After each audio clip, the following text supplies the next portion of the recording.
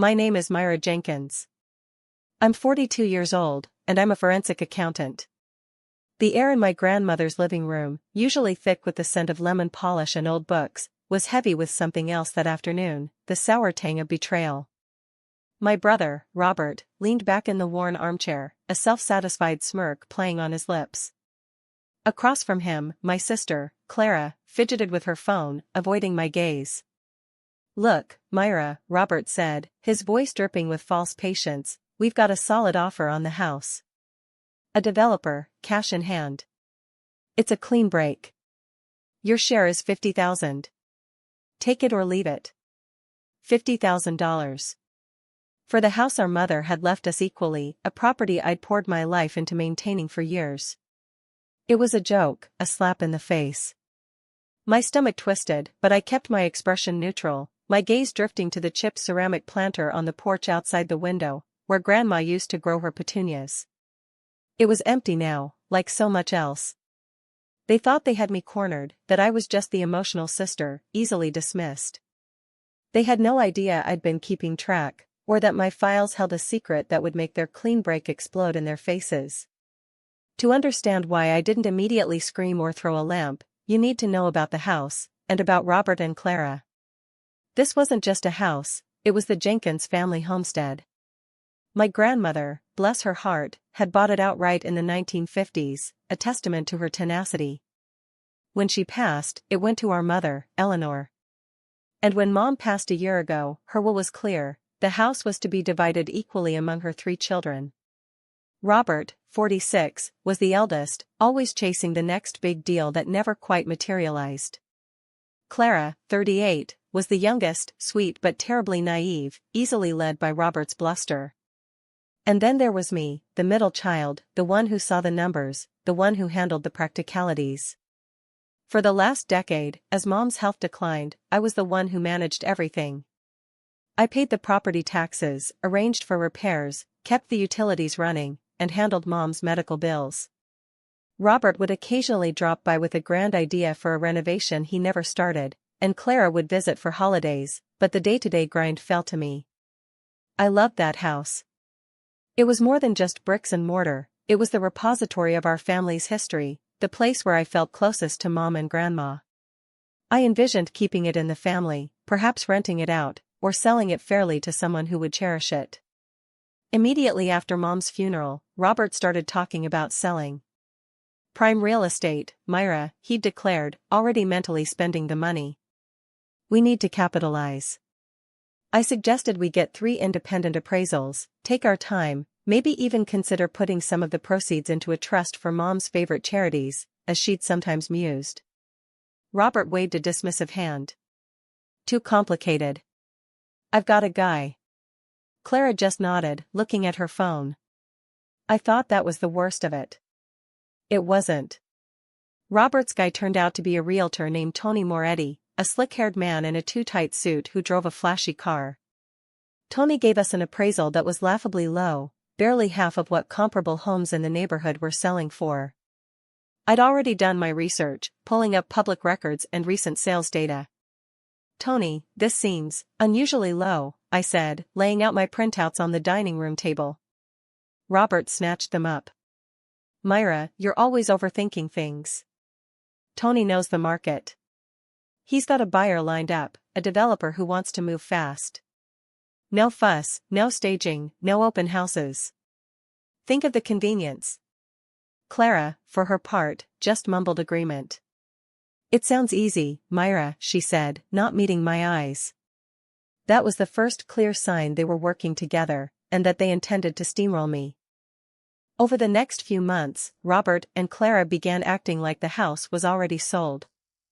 They started clearing out furniture, often without consulting me. My grandmother's antique rocking chair, which I'd wanted to keep, vanished one afternoon. Robert said it was going to a charity auction, Clara explained vaguely when I asked. Then came the emails from Robert, increasingly aggressive, demanding I agree to Tony's valuation and sign off on the sale. He even sent me a draft contract with a clause about waiving any future claims to the property, which immediately raised red flags. My forensic accountant's brain, which usually helped me uncover corporate fraud, started whirring. This wasn't just greed, this was something more deliberate. I started digging. I downloaded all the utility bills I'd paid over the years, cross-referencing them with Robert's claims of maintenance costs he'd supposedly covered. I pulled up the property tax records again. That's when I noticed it. A small, almost imperceptible change in the mailing address. For the tax bill, estate of Eleanor Jenkins and Robert Jenkins. Not estate of Eleanor Jenkins, care of Myra Jenkins as it had been when I was managing everything, nor simply the estate of Eleanor Jenkins. Robert had subtly inserted his name, giving him a perceived authority he didn't legally possess. It was a minor detail, but it screamed intent. Then came the ultimatum. Robert called a final family meeting at the house. He and Clara sat opposite me, looking like a united front. "Myra, we're done waiting," Robert announced, pushing a document across the coffee table. It was a revised offer for my share, $50,000, exactly as he'd stated earlier. "We've got the developer ready to close. You sign this, you get your money, and we all move on. Don't make this harder than it has to be." Clara nodded, her face tight. It was a cold, calculated move, designed to isolate and intimidate me. They were trying to stab me in the back, using my love for the house and my family against me. They thought I was just the emotional sister, easily dismissed, but they forgot I was also a forensic accountant. That was the moment I understood. This wasn't just about getting a better deal, it was about cutting me out completely, and likely covering up something much bigger. They believed I was too soft, too sentimental, too focused on the emotional value of the house to see the cold, hard numbers. They thought my secret was just that I was meticulous. They were wrong. My secret was terrifying because it wasn't about what I wanted from the house, but what I knew about them. I didn't just object, I investigated. My job was to follow money trails, uncover hidden assets, and spot financial malfeasance. This was no different, just more personal. I spent weeks quietly working, using my professional skills. I started with the property records again, going back decades. I pulled every deed, every lien, every tax assessment. I found something unsettling, a second mortgage taken out on the house 5 years ago, while Mom was still alive but already struggling with early-stage dementia. The signature wasn't Mom's usual elegant script, it was shaky, almost illegible. And the name on the loan application? Robert Jenkins. He had taken out a substantial loan against the house, claiming to be Mom's power of attorney, which he wasn't. He had never mentioned it to me, or to Clara, and the money had certainly never gone towards Mom's care or the house's upkeep. I cross-referenced the loan details with Mom's bank statements from that period, which I still had copies of from when I managed her finances. There was no corresponding deposit, no paper trail showing where that money went. It was a clear case of fraud and elder abuse. But the terrifying part wasn't just the loan, it was who the loan was from. The lender was a small, private investment firm, known for its aggressive collection tactics and its connections to some rather unsavory characters. They would not take kindly to discovering their loan was based on a fraudulent signature. I also dug into Tony Moretti, the realtor.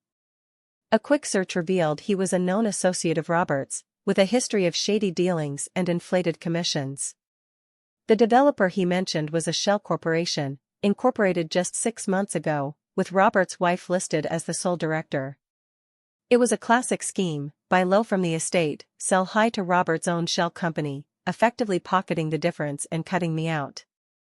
I compiled everything into a meticulously organized binder: copies of the fraudulent mortgage documents, Mom's true signature samples, the shell company's incorporation papers, Tony Moretti's disciplinary records, and a timeline of Robert's financial misdeeds, including a few other investments he'd convinced Mom to make that had mysteriously vanished.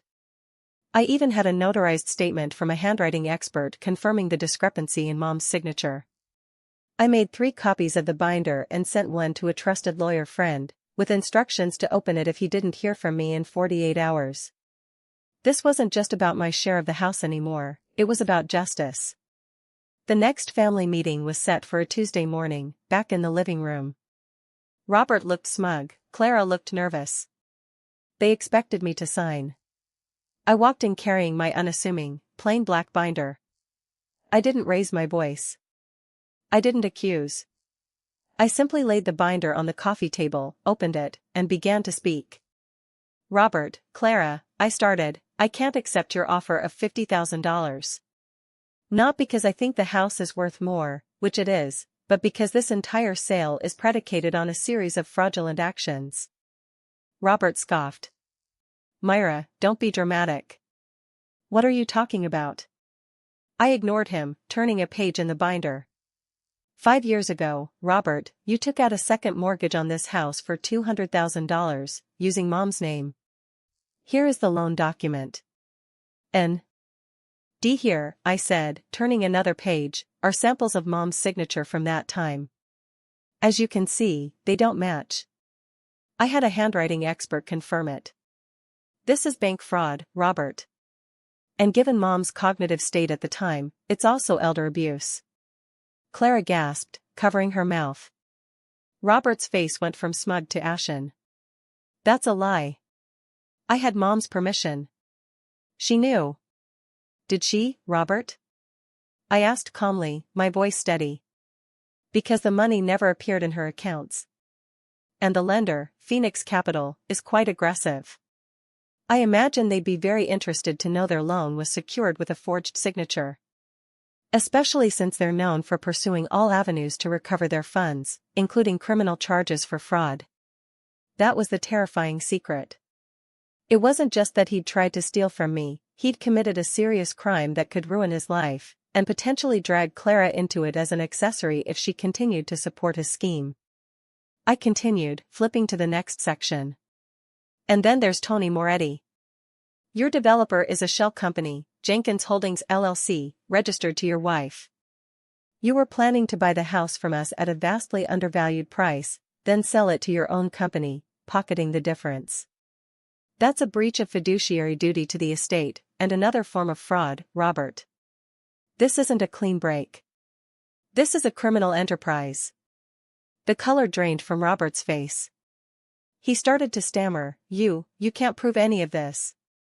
This is insane. I have copies of every document, Robert, I said, tapping the binder. And my lawyer friend has another set. If anything happens to me, or if you try to proceed with this fraudulent sale, everything goes straight to the authorities, the bank, the police, the probate court. You won't just lose your share of the house, you'll lose everything. Your reputation, your freedom, perhaps even your family. Clara started to cry, quietly at first, then openly. Robert, what have you done? She whispered, looking at him with a mixture of fear and disgust. The house deal collapsed that day. Robert, realizing the depth of the hole he'd dug for himself, backed down completely. He tried to negotiate, to beg, to threaten, but I held firm.